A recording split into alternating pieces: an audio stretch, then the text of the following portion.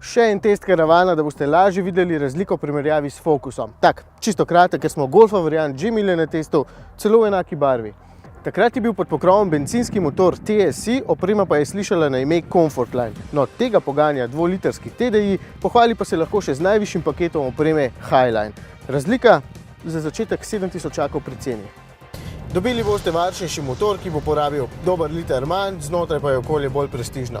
Sedeži so delno usnjeni, tule je klavirski lak in ta avtomobil ima še precej drugih dodatkov, ki pa mene osebno ne ganejo kaj dosti, samo večji doplačilni zaslon bi imel tule, pa ga nima niti ta testni Golf. Marsikdo bo pri Golfu izbral ravno ta motor, zato morda še nekaj misli. Motor je povprečno tih in zelo prožen. Prav lepo potegne tudi iz najnižjih vrtljajev in moči mu zlepa ne zmanjka.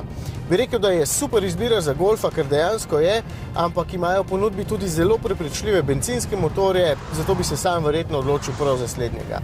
Bi pa najbrž vzel opremo Highline, ker ni bistveno dražja, je pa potem tule znotraj okolje še bolj prepričljivo.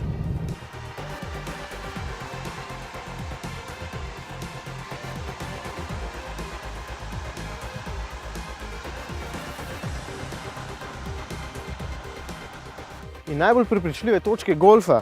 Zelo enostavno ga je peljati, kar je velik plus. V določenih primerih je tudi bolj udoben od recimo Focusa in prtljažnik ima več prostora, uporabnega prostora, ker ima veliko zanimivih rešitev.